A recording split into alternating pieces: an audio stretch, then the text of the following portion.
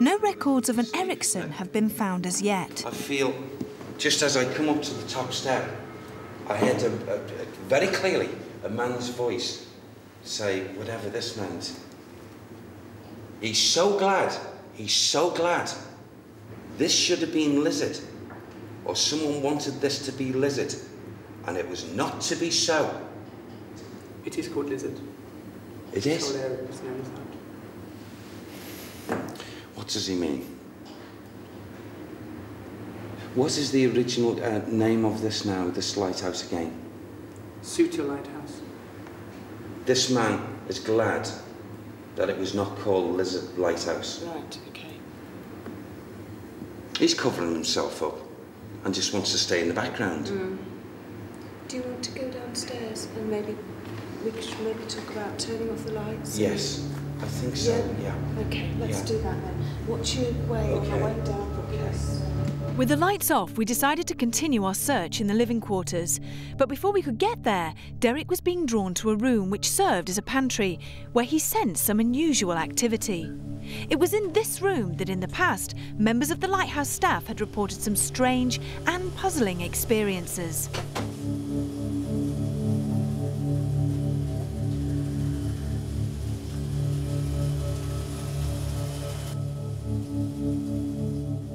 It's interesting that you picked up on an experience in their physical experience that you say that the lady or female ghosts or spirits that you're perceiving, because one of the people who works here did experience a physical sensation, and you say that it's something to do with the face and the bottom of the legs or the knees. It was actually the foot, and she felt, as she says, a strong hand on the edge of her toes with a slight pull and to free the door, shut the door, nobody there. Yeah. So it's interesting that you picked up on a physical interaction. It wasn't quite what Sam told you, but it was in the right direction, so that's interesting. Yeah, but the thing is, what I'd also like to point out is that viewing the two women, the two ladies, one of them was far bigger and more robust than the other. The one I was looking at the left, and she, looking at her now, or earlier, she would be of the size, strong arms, to possibly achieve, you know, this pulling, which would give the impression it could be a man, yes. Yeah. Well, I said to her, was there any strength in the pull? And she said yes, so that's why we perceived it to perhaps be male, but as you say, it could easily be a very strong female. Yeah.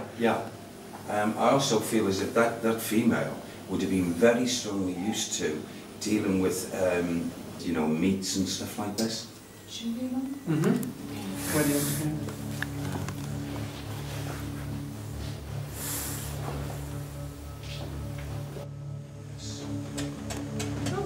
It's alright, it's just the glass, it's just the glass. Calm. Okay.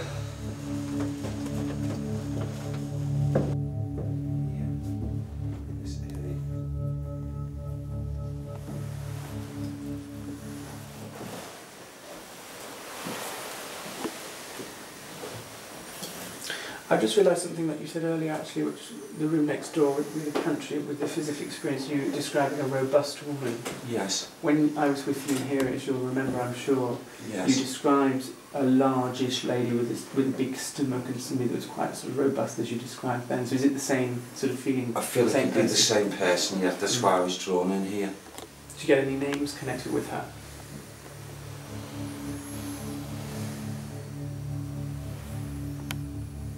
You know, coming through as if I get Isabel or Isabella. It was very interesting that Derek had picked up on Isabella. We know that she was registered as living here in the 1881 and 1891 national census, but no one had connected her with any paranormal activity in the lighthouse until now. Someone says, why don't you talk about Ted? Why don't you talk about Edward? Ted and Edward, are you here? Let's talk. I've never said that before, are you here? I feel quite silly saying it. Who is saying to you, let's talk, why are we not talking about Ted and Edward? Is it still the lady? Yes. So is Ted or Edward connected with her? There's got to be a link. There's got to be a link.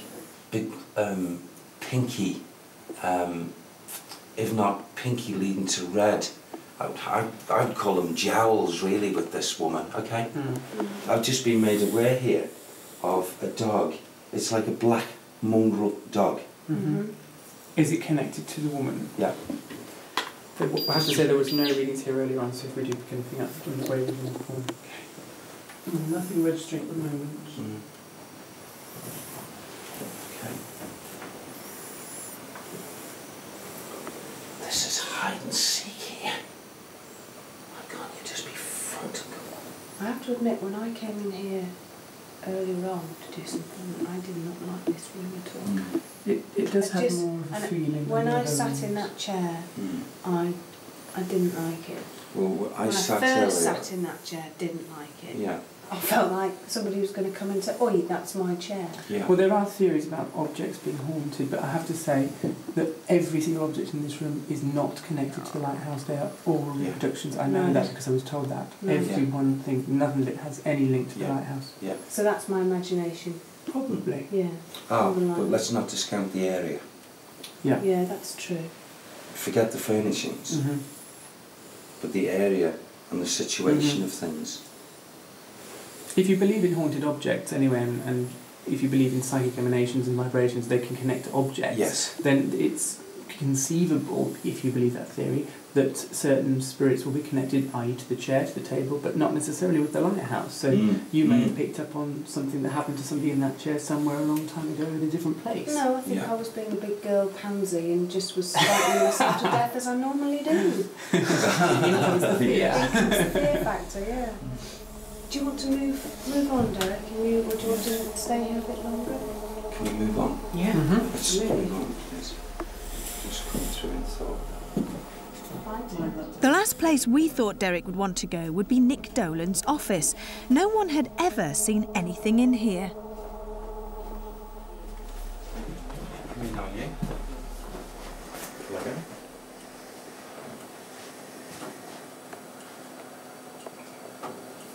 I feel as if someone who's been here has suffered deep depression. Oh yes. Oh yes. John. John. Don't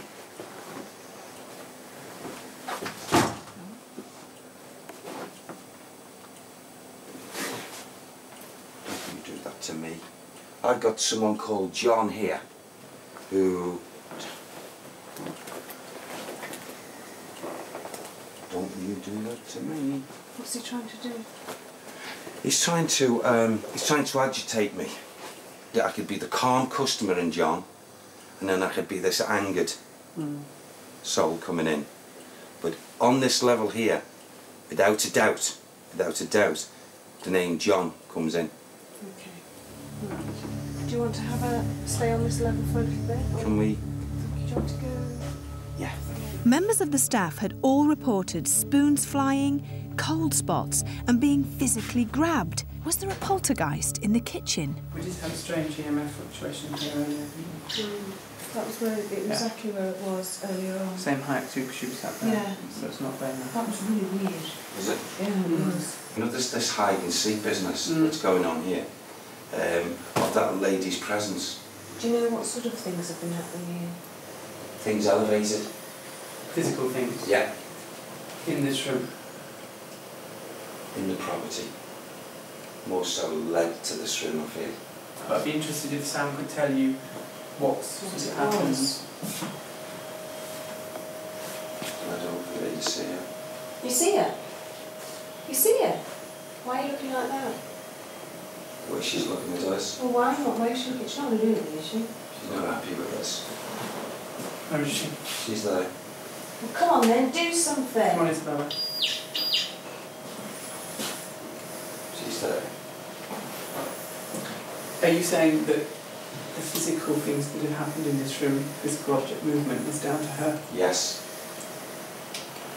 Very much so. She gets a big kick out of seeing the expressions of women folk, how they are responding to what she's trying to display. It was a woman that this happened to, the main sort of event that happened in this room. It was a woman to woman. Yeah. Well, she's And rather... it caused a big shock too. Yes, she was rather pleased with the reaction. Do you want me to tell you what it was? Because it's quite funny. One of the cooks was working here and she was cooking a big bowl of soup. Yes. And she had a ladle, probably not this one, in the soup, and the ladle suddenly went and the soup went everywhere. Is she still